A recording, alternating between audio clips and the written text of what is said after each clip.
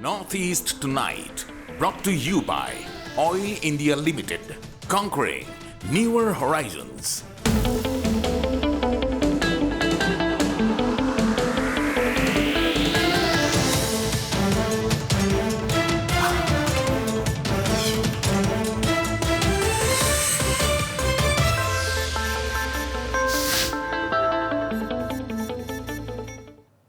Hello and welcome to Northeast Tonight, the show that decodes the region. Women, ladies and gentlemen, are seen to be at the forefront of any mass movement. We had seen it during the 6-year-long Assam agitation, and we are seeing it now in course of the Anti-Citizenship Amendment Act STA. At the popular Lotus Hill playground in Guwahati last week, women in large numbers gathered to express their solidarity with the agitation that Assam is witnessing. Today is no exception. Large number of women are seen in several parts of Assam, agitating shoulder to shoulder with the men folk against a popular uprising against the changes in the citizenship law. Several questions arise, viewers. While women in Assam or the Northeast have always actively participated in popular uprisings, they are hardly into active politics. In states like Nagaland and Meghalaya, even Mizoram and Manipur and elsewhere, women play a marginal role in electoral politics. But during any mass mobilization, women are often found to lead from the front. To discuss what looks like a sharp contradiction, I have with me Professor Akhil Ranjan Datta from Guwahati University.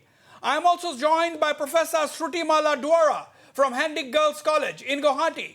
From Itanagar, I am joined by Ms. Toko Meena, General Secretary of the Arunachal Pradesh Congress. I have a well-known women's activist, Ms. Tara Manchin Hangjao in Imphal.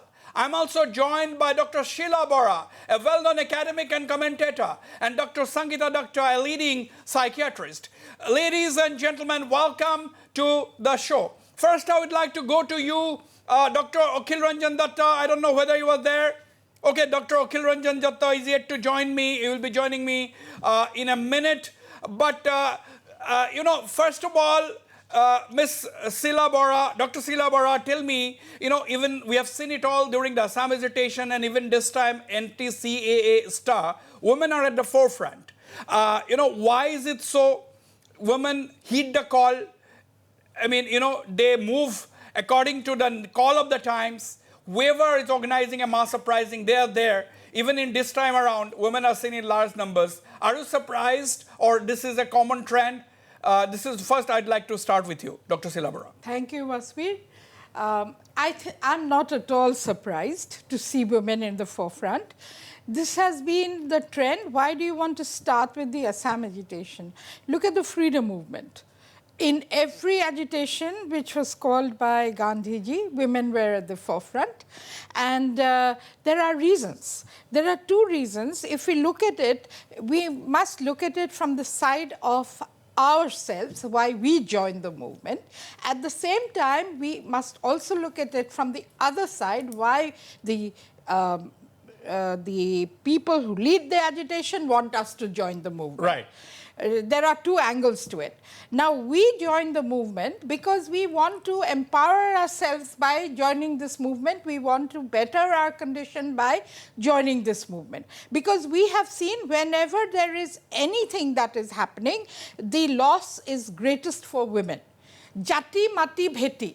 Who will lose? Women will lose. When we lose the mati, when the land goes, it will be the women who will first lose where she is earning her livelihood from. Even in normal cases, we see when in a community a land has to be given to for some purpose, say for development of tourism, it will be the land that belongs to women. She's never consulted. All right. So there are a lot of reasons. There are a lot of pull factors for women to come out and join a mass uprising or a mass agitation program. We'll expand on that, Dr. Sheila Bora. Please hold your thoughts. I'll come back to you. Ms. Tara Manchin Hangjao. Tara is a very leading women's activist from Manipur, joining me from Imphal. Tara, the question is, what we are discussing today is that, take the case of Manipur, whether it is the Mera Paibis, whether it is other women, are always at the forefront of the movement. Whenever there is a need, the women come out without even asking a question. They spend hours and hours agitating. But when it comes to real politics, women are just not there. Do you see a contradiction there, or how do you like to begin? Tara. Good evening.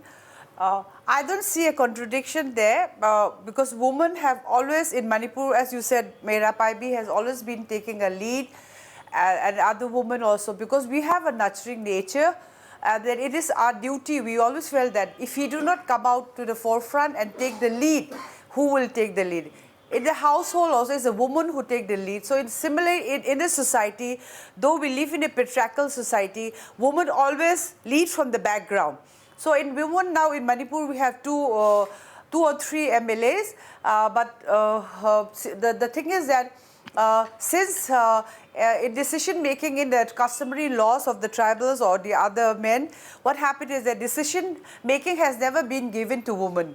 But right. The background decision is always taken by the woman. Okay, so okay. The women background are the force decision, that although women are not in the forefront of decision making, at the end of the day, it is women who take the decisions starting at home. I'll come back to you, we'll elaborate on that. I will come to my other panelists in the studio, but quickly go to Itanagar. Toko Meena, you are the General Secretary of the Arunachal Congress, you are a political leader yourself. Question is, Arunachal has also seen a lot of movements where we always see women participate in large numbers, but you have very few women in politics. Is there a contradiction? Look at this movement against the Citizenship Amendment Act, earlier the Citizenship Amendment Bill. The women joined the men folk. They came out to the streets shoulder to shoulder. So is there a contradiction? How do you look at this? Toko. There is no contradiction about woman role in mass agitation or be it in electoral politics, representation in electoral politics. Women been always spearheading, coming forward in any kind of movement since from the Independence Day and till today in Arunachal. You see, we have women as a member of Legislative Assembly, and we have women in Panchayat as well. We have women coming forward in student organization. Yes. We have women leaders in community-based organization, NGOs. So you can see that women in Arunachal is definitely progressing in decision-making also, and women are progressing in defining, establishing, and defending their own political, social, economic rights and opportunity. Okay.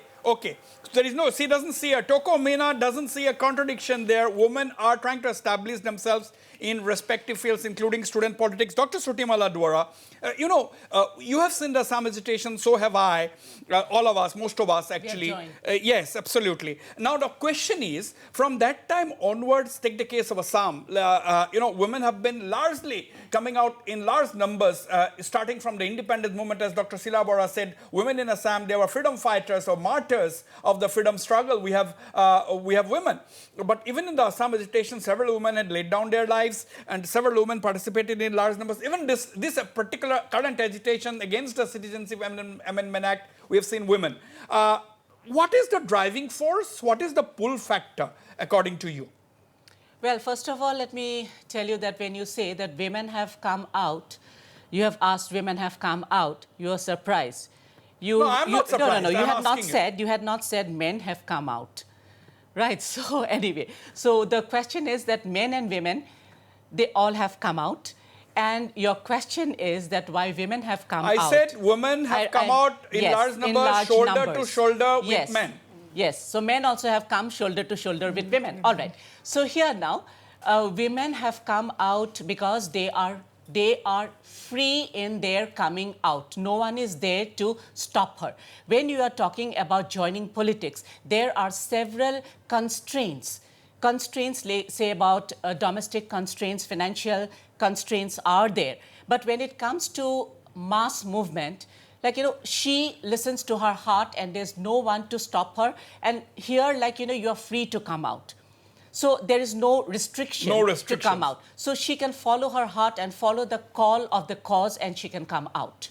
I think that's a very interesting point which Dr. Sotimala Duara has made, where while there is no restriction of women joining out a mass agitation that is non-political in character, I think there are a lot of restrictions when women come out to join politics. There may be restrictions from home, there may be restrictions from parents, husbands, so on. But it's also true that the political class in this country, the political parties, do not encourage women, and that is a fact. I'll take this forward from my panelist, Dr. Sangeeta Datta. You are a psychiatrist.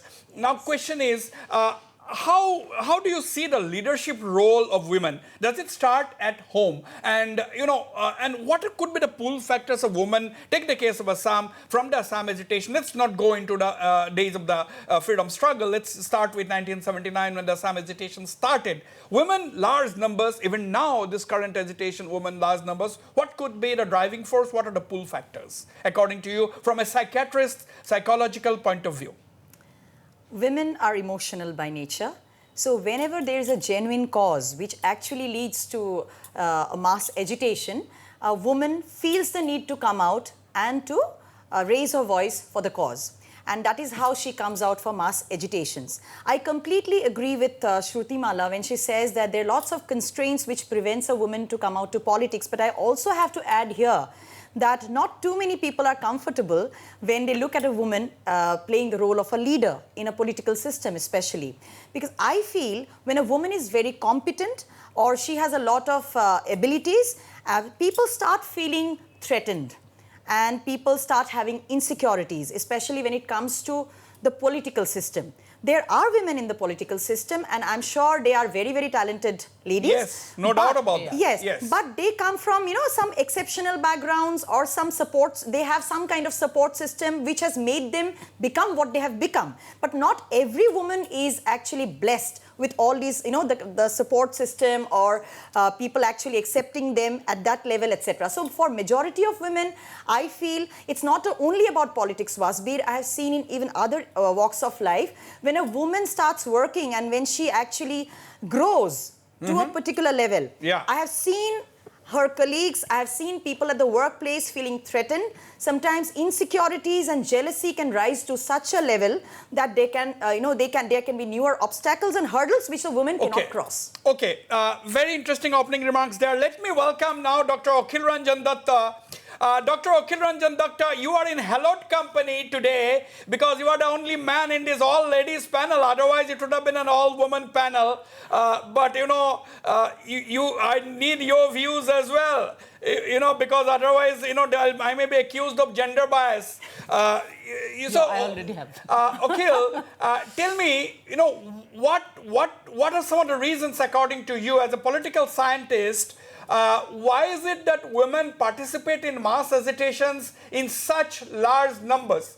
As I've said, let us start from the Assam movement to the present movement against the Citizenship Amendment Act. What are the pull factors for women? See, we need to remember when we talk about women's participation in the movements and women not having opportunities of being in the helm of affairs of the state, we need to understand that state is very patriarchal in nature. Politics is very patriarchal in nature because both state and overall politics has a lot of implications on who will control the resources, who will control the power. As far as the women are concerned, it's not happening only in India today. Even if you look at French Revolution, 1879, you find that women were part and parcel of the movement. They indeed played a very important role. But when they came out with the Charter of Rights, the Charter of Rights was meant only for men. It was not meant for women. What does it imply is that you allow women to be a part of the process that can take you to the affairs of power, affairs of the state. But when you come to the affairs of the state, or when you come to the point of let's have everybody on the screen. State, you do not allow them to be part of it. It's yes, carry on. Hello? Yes, carry on. Okay. Even if you look at Assam, even if you look at Assam, both in Assam movement as also in the different phases of the movement being led by ASU, do you remember any women being given the position of the president or being given the position of the general secretary? They are being given the position of cultural secretary. They are being given the position of having special, responsibility to take care of women. What does it mean is that the power itself, the state structures itself, overall, these are very patriarchal in nature, and it has to do with overall social structures, even in the educational structures. I'll end up with giving an example. If you look at Guwahati University, has more than 50% teachers. Do you remember any women being nominated as the vice chancellor? We have only one woman vice chancellor. I think that is a very solid point, Dr. Kiranjan Datta. Very pertinent point that you have made. I would like to take the view, Dr. Sila Bora, do you think women are selective in, heeding the call?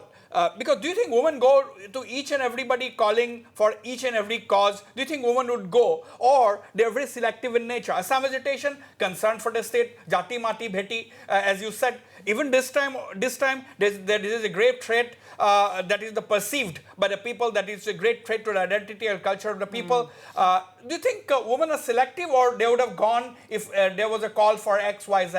No, women are very selective, I must say. Like Sangeeta just said, women are emotional. They know exactly what is the real cause, what is good for us, what is harmful for the state. They are very well aware of that. At the same time, I must say that, people are very happy. Generally, people are happy when women come out to the streets, because one thing, they are very sure that women cannot make a procession violent. It will not be violent. So when we are talking of peaceful procession, we love to have women in the forefront. They're also sure police cannot be too brutal with women. They'll be more careful with women. Absolutely. Let me. There's a very interesting point which Dr. Sila Bora has. Let me take this to Tara Manchin in Imphal. Miss Tara, Imphal, do you think women are sometimes used by, people who are leading agitations? Because as Dr. Sila Bora, one of our panelists in the studio, said that, women are always for peace. The police and the security forces usually do not attack women. Do you think in a disturbed scenario, like sometimes we see in Manipur, women are in the front, the men are following behind? Is it a tactical ploy, or is it a genuine involvement of women? What has been your experience? Tara. Well, so far, if you look at the history of Manipur, the women have always been in the forefront, not because they have been used by men, but because the women genuinely feel that without a participation, because the issue affects them, that things will not work. And as Dr. Bora have said, yes, sometimes we feel that if women in the forefront, the brutality, the police will not hit them or beat them up. That could be one reason. But if a woman are not gutsy, if they do not have the feeling within themselves to come out and protect themselves and the society and the issue, it will not happen. So it's not that we have been used as a shield. But women all themselves come out because they feel that the issue affects them, and if they do not participate, nothing will work. So do you? I would say that. Do you agree, Toko Mina? Do you agree with what the panelist from Imphal, Tara Manchin, has said? I'm not able to hear what Tara Manchin has said, but I heard your question to the other panelists. Yes. I would like to say that women are, of course, they are very emotional, as one of the panelists they said, and I believe that women are the one who make progressive decision. They don't entertain noises. They have voices. So, coming to your question that women are used in mass agitation and all, we are living in a country where we say Bharat Mata, and many goddesses are worshipped and respected. So I just want to know what made you to ask us that women are used in agitation as a way. No, there was no motive. There was no. Come up Toko, with a please don't cause. misunderstand me. Toko, don't misunderstand me. I was just trying to find out. I was just trying to ascertain whether there is a feeling. You know, and good that you have clarified that. You know, there was no motive behind that question. Carry on. No, your question is quite conflicting. It's very conflicting. It shows like with what intention you have asked. Everywhere No there intention. is a Don't notion see an of intention in using every women question. as a bait, even in other profession. Please don't look for Hello. intentions in every question. You know, there's questions only in a debate. You have to ask We questions have to to elicit look answers. for the we have to look for the intention as well. Unless we don't if you understand look at the intention to every of question, others, what is how the can intention of this debate? expect us to Tokomina, answer? what do you think is the intention of this debate itself?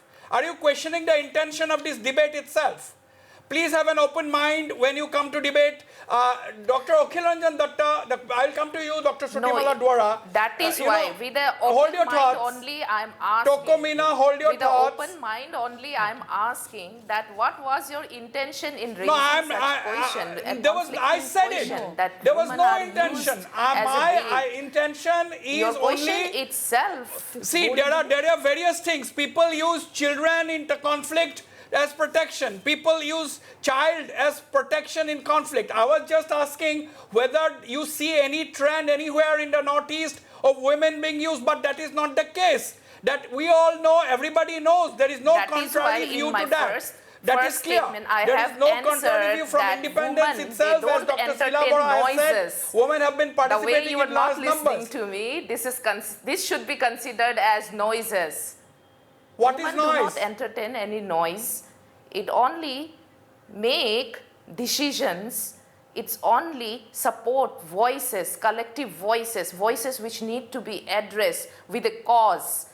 They come out with that. What is there to use women as a weight in any kind of mass and agitation? And all right. That is not the focus of the debate. That sounds a bit ridiculous. Yes, that is not the focus of the debate. Fine, you have made your point. We have heard it. And that is not the main focus of this debate. Now, the question is, Dr. Okhilanjan Datta, we have been talking about the pull factors. I was asking this question: are women selective because they know what is right and what is wrong? Yes. From the Assam agitation to all issues concerning the people, concerning their children, concerning their motherland, the women have been actively coming out to raise their voice. So is it that, or do you think there are other reasons? No, let me first speak a few words what Madam Silabora said. Indeed, I beg to differ from her when she said that women are by nature emotional and peaceful. Therefore, the implication is this, that because state is violent, state is pragmatic, therefore the space in the state is not suitable for women. I think that itself is a construct of patriarchy. You look at Indira Gandhi, for example, you look at Margaret Thatcher, for example, given a chance, the women will not remain emotional, women will not remain even peaceful. This is nothing given. The overall point is this, because state, as I said, controls the resources and overall patriarchal in nature, so therefore they are not given an opportunity. Women are not given an opportunity to be part and parcel of the state system. This is the first point. Second, as I said, in case of mobilization leads towards state power. It is a facilitation, and overall patriarchy always wants women to be a facilitator rather than the commander. That has been the case with the Assam movement or any kind of movement that we have seen in Northeast India for that matter, throughout the country or for as a whole in the country. Look at England, for example. You call England to be the motherland of democracy, and in the motherland of democracy, women were not even given right to vote till 1928. Absolutely. Look at Switzerland, for example, considered to be one of the models of direct democracy, but women were not given even right to vote till 1960s. Okay. Therefore, we need to understand that this is women, the qualities or attributes of women are not given. That has to be questioned by us. Okay. Exactly. Okay. I'll come to you, Dr. Sangeeta Datta, but Shruti Malla, what is it, in the northeastern region, do you see a difference? Because people are talking about, when we talked about 33% reservation of women in politics, that has not happened. There was an example in Nagaland where the assembly passed a resolution that women should not be allowed to contest the municipal elections. Yeah. That is how it started. There was a big hesitation. On the other hand, you see influential organizations like the Naga Mothers Association crossing borders, taking up difficult endeavors, to talk to the militant groups who are in the jungles and making peace, keeping the ceasefire on track. So these are quite a contrasting picture where the political leaders don't trust them to contest elections. There are obstructions from home. On the other hand, they are taking such difficult missions like traversing a no man's area, going and talking to militant leaders and successfully holding on, making the ceasefire hold on. How do you see this? When you say that the political leaders don't trust women to take the lead, I don't think it is trust. Maybe it is the fear. Fear. Insecurity. Because insecurity, right. Because yes, they would find it a threat if more and more women are given they the actually chance, trust given the woman's abilities. That's why they don't allow. To take part in politics. Yes. And another thing is that women, it's not that women would not like to go and take active part in politics, provided they are given the opportunity. Yes, there are others who would definitely want to be activists, political activists at the lower level. Right. Right, because they would like, then their domestic circle would not suffer. The bringing up of children would not suffer, and then the financial side is there. But when you get into the leadership in politics, a lot of you need a lot of, there is a lot of mud there. So it's like you have, where do you get it's a power game after all. It's a power game. It's So a power game after all. In a patriarchal society. I will have to go for a break, but Sangeeta, very quickly, how do you respond? I completely agree to what Shruti Malla has said. In fact, it is not about trust. Men who do not allow women to be in power or to get into politics, active politics, they feel threatened.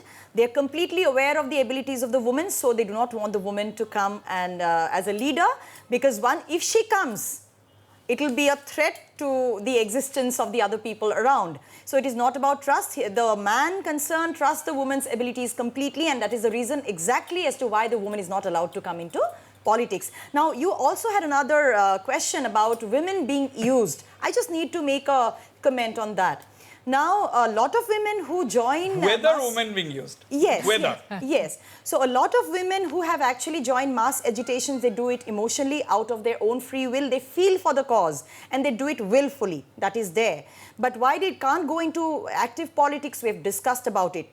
Is a section of them are being used? I have talked to a lot of women and they do feel used.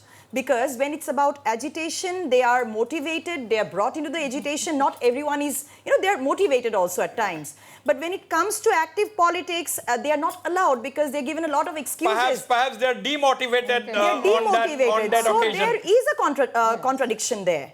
Absolutely, absolutely. We'll come back after a very short break in this engaging discussion on women, the role of women in mass agitations and, of course, electoral politics. Don't go away. I'll be right back after this very short commercial.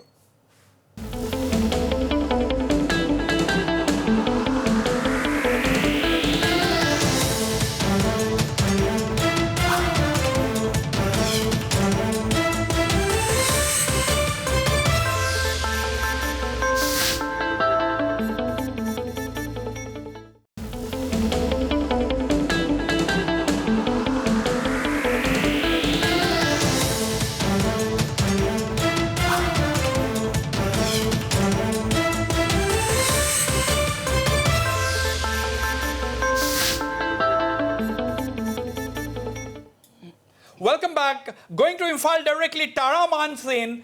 You have heard just before going to the break, one of our panelists, Dr. Sangeeta Datta, a psychiatrist, she was saying that women are motivated during agitations. They hit to the appeal, come out, but they're almost demotivated as far as joining electoral politics are concerned. Yes, Just I to agree. add to it, I agree. a section There of has them been also join agitation out of their own free will. absolutely, Yes. absolutely, no denying that. Yes. We can. It's not a straight-jacketed question. Yes, yes. Now, question is, Tara, you know.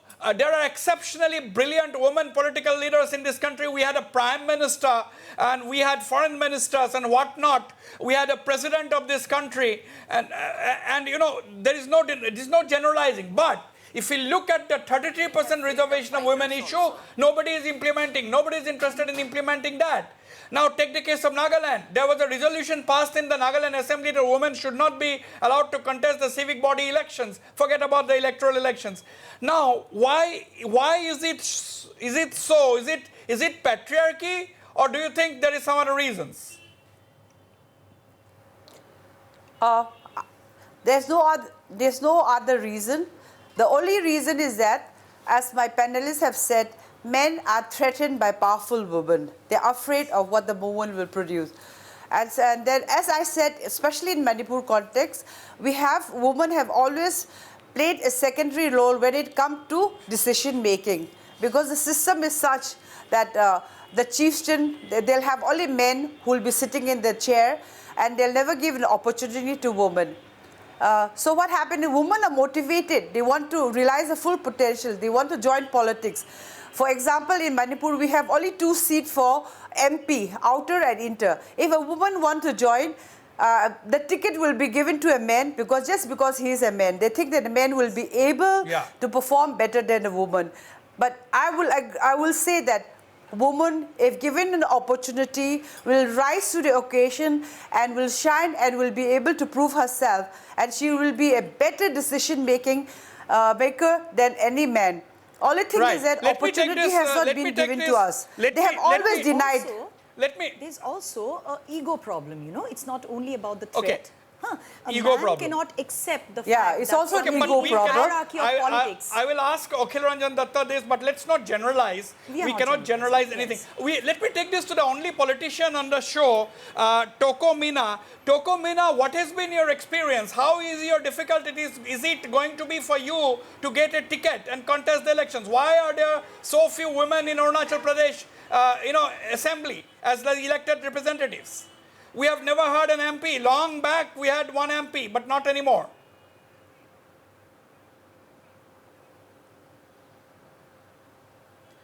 See, the thing is that today we are living in a time where women need to stand up, come in the front and fight for our rights. Of course, there are some of my colleagues, they have said about the patriarchal setup and gender male predatory. That is theirs up to some extent, that is applicable. But can we consider the fact that the woman, our woman, you are generalizing. I had a also Toko. lacking, I had a specific question no, our to you. woman folk is also lacking motivation. Okay, So, fine. motivation. But Can you tell hear me? I had a specific question for you. How easy or difficult it is going to be for you to get a ticket in Arunachal Pradesh to contest? We cannot decide what will come in the future. High command will decide. We cannot decide what will come in the future. Your high command will decide. But no, it is not about high command. See, the thing is that your first question, that full factor, is again wrong, and the second is that high command. Stating high command will decide. It is not that. Who will decide? It is not that. Every woman would like to contest the other an election. gender You would definitely or any like to level contest of elections, authority right? will decide. You would definitely like to. You are the general Of secretary course, of the Congress. I would like to Won't you contest in My the. question is simple. Yes. Of course, I would like to contest. Yeah, of course, I would like to my contest. question But is very simple. the thing is that My it will not question depend is on the extremely high simple. command or any How easy other or difficult party is it member. going to be for you to get It will a not ticket? depend. How My easy or contest, my difficult is electoral it going to politics be for will you not to depend get a on ticket? any high How command easy or or difficult is it dictation going of to be for any you fellow to member get a of Congress party any other. ticket? Because some of your women leaders like Jarju Mete have quit the Congress party. You are because asking you people a refuse to question. give her a ticket. You I'm are asking to asking a understand. question which is not applicable for time being. And Okay. regarding Yeah, Jarjum elections are very far away. regarding It's not Jarjum applicable. she didn't get the Okay, ticket. fine. Hello? Elections are far Hello? away. We have to wait for 4 years for Hello? you to get an answer to this. Let me quickly go to Dr. Sila Bora. Why is it that Northeast, so few women in politics, but they are in every form of big mass agitations, creating a scare for the people who are in the government, because they are protesting against issues which the government thinks are right, but the masses think is wrong. Actually, my co-panelists have already said women are motivated to join such movements, and or they come out very spontaneously on their own to join their movements, but they are demotivated at the end of the movement, and that is, we find an answer why after the movement they achieve nothing. Similarly, you will see that already you can see how at the moment, the ongoing movement, we can see that when the decisions are being taken, there have been number of women who have come and said that they have not been consulted. What should be the time period of the agitation? Is it convenient for women? Have they asked the women if it is convenient for women? Who has fixed that time period? What is the next step to be taken? Are women taken into consideration? What is the next step to be taken? No. When the new leadership, when a new party is being talked about, are women taken into consideration? No. Look at the Assam agitation, look at the Boro agitation. So many women have taken part. There is an important leader of the Boro agitation who tells me, we hit the Boro terrorists at that time, the gun, they came to our house, we carried letters for them. At the end of the agitation, they didn't even tell us, they didn't even discuss with us what terms of peace were to be like. Exactly. So these are the situations. They get demotivated towards the end of the movement, they get demotivated. Dr. Akhil Ranjan Datta, you have heard Dr. Sila Bora. She is saying, because that is what we heard from the Naga Mothers Association as well. They have been appealing to the government of India, they have been appealing to the Naga national political groups and the NSC and IM to take the view of the women in Nagaland. For example, before signing on the dotted lines of the Naga Peace Accord, for example. So this is just an example that I am giving. Ultimately, they did talk. Ultimately, the NSC and IM had a round of discussions with the Naga Mothers Association, but the government has not really discussed hard with the women groups before taking a major decision. This is just an example. I'm not asking you to comment on the Naga peace process. I'm asking you a general question. Dr. Akhil Ranjan Datta. No, look at this is very. This is a very interesting. Not only the Nagas. I'm talking in general. All hill states are considered to be matrilineal in nature. But if you go into the depth of it, you find that as far as the controlling of resources, particularly inheritance and controlling of property is concerned, it is very, very patriarchal in nature. Now, look at how come it has been the fact that in a state like Nagaland, the participation or contest by women in the urban local bodies has been prevented. It appears to be strange. But if you go into the depth of it, they have talked in terms of the traditional organization, traditional rules, traditional values, and so on and so forth. And when you dig into the depth of the traditional values and so on and so forth, you find that women are in general debarred from controlling the resources, controlling the property. Now, my understanding is this: unless and until we do away with the patriarchal nature of inheritance of property, or for that matter controlling of resources, this patriarchal domination, depriving the women from climbing to the helm of affairs of the state will continue. I'll give you a very simple example. If you look at the universities, for example, when it passes through the routine routine merit-based routine promotional, the women teachers will climb up to the position of director, position of dean, position of headship. But when it comes to the nomination and selection, no woman is being nominated or selected or appointed as a vice chancellor, as a registrar, all as right. an You have been academic making that registrar, point. as a director you have been making that point. and so on and so forth. I think we need to, Right. Dr. Sutimala Dwara, you know... So I think we need to understand the overall inheritance and control of resources. All right. Dr. Sutimala Dwara, you know, how much of history, how much history, you know, does history also influence, you know, in inspiring women to come out? Do they look at history or in the motivation process itself that is included?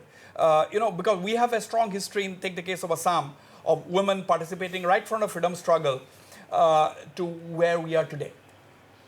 Well, when there is a cause, immediate cause, and women need to come out, they don't look back at history, right? Like, you know, yes, there have been instances of women coming out, and if you look at it, Burjanti, like, you know, Devi, who had been the woman martyr, the first woman martyr, we hardly know how many of us really know her name. So here you would see that it's not just looking back. It is actually when a certain cause, a stir is there, women come out, I think, instantly they come out. Because it has to touch her. It has to touch her heart, and it has to, when I say heart, it's not just emotions. Well, you have been saying that women are emotional. Yes, they are emotional, but I don't think it's to do something with emotion to come out. It's more, if you look at it, say, for instance... They identify with the issues much. They identified with the... Say, when we look at the rest of the movements in India, be it the Chipko movement, the acid stop movement, and if you look at the Narmada Bachao movement, all these have... It is not that these are only... Narmada Bachao is not just only women issue. They have come out. Yes, there are other issues where women come out. The Chipko movement, they have come out. Also. That is... Preventing Lahuka deforestation. Lagan. Lagan was a very important thing that they had come out. So they come out irrespective of men, because when there is an issue that relates to women, they come out. Right. Tara Mansin, you know, do you think women are generally, you know, they like peace and the quest for peace? Take the case of Manipur, for example. Whenever there is a disturbed situation, whenever there is an insurgents versus security force kind of a shootouts and things like that, whenever there is an uprising, whenever there is a police crackdown on youths and students, the women also protest out in large numbers. Do you think it is generally the quest for peace that is also a compelling factor for women to take to the streets and try to force the authorities to calm down? Yes, women look for peace because they want stability in the family, they want stability in the society, and without peace, there's no stability in their life. They wanted to bring up the children to be a citizen, good citizen of the country. If there is war, agitation, insurgency, then they cannot bring their children up properly.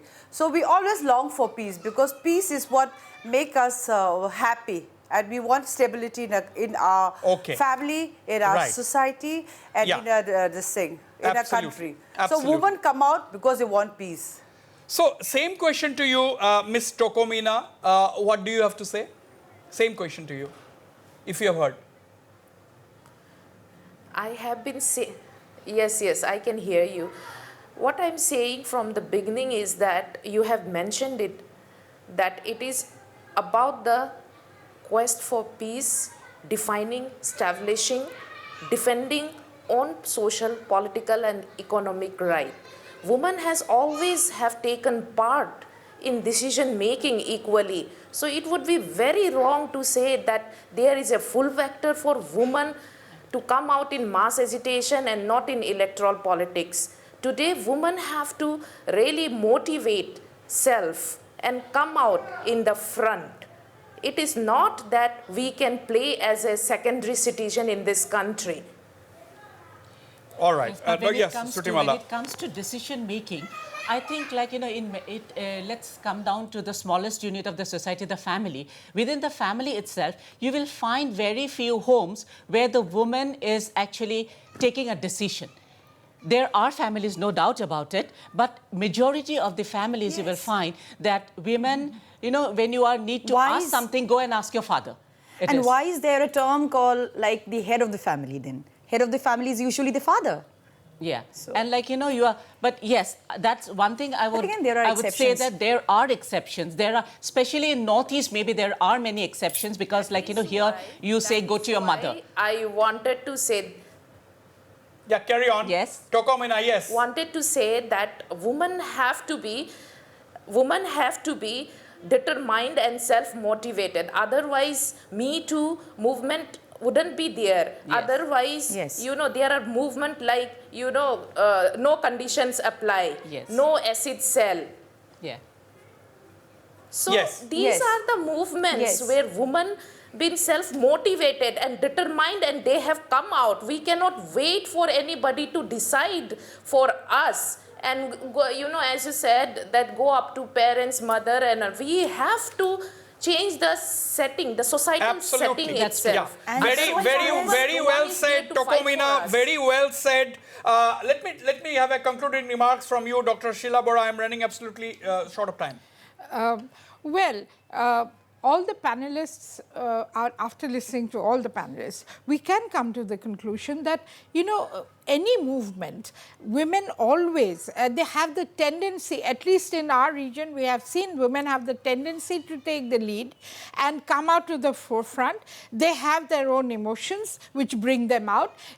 People want them out for various reasons. There are reasons. I would not agree with Akhil, my colleague, when he says that there are no motives for motivating women to come out. There are motives. Gandhiji himself had given reasons why he wanted women out. There are several reasons, and those reasons still apply. Those are very patriarchal reasons, but they still apply today. All right. And without women, I feel, these... most of these agitations would not be successful. But I would hope and pray that someday at the end of the agitation, women feel motivated, they feel worth having participated in these agitations. Okay, Dr. Akhil Ranjan Datta, last word from you. Yes, I think we need to look at the overall ideology of the movement and overall ideology of the state. For example, look at Assam movement. In the Assam movement, the ideology was Assamese subnationalism. Now, within Assamese subnationalism, was gender, was patriarchy an important question? Did we talk about how to dismantle the very patriarchal inheritance system? Therefore, when you talk about the women question in representation or climbing up to the positions of the state, the ideology is very important. I'll conclude by saying, look at Cuba, for example. They had an ideology. They had a very strong ideology of talking in terms of gender equality. Therefore, when you look at the representation system in Cuba, there are more women representatives than the men in case of those countries. Therefore, we cannot neglect the very ideological orientation either of the movement or of the state system. All right. Dr. Sangeeta Datta. This reminds me of an English adage, the hand that rocks the cradle rules the nation. So let us first address the issues which are stopping a woman from ruling the nation. Okay, look at the issue that are stopping the woman from ruling the nation. At the end of the day, it's simple. After all, you cannot deny, you cannot ignore 50% of our country's population, and it is half and half. It's an equal number, and it's something that cannot just be sidelined or ignored. On that note, I end this edition of Northeast Tonight. Thanks all the participants for these very, very engaging comments and discussions, and the viewers for watching the show. Good night and goodbye.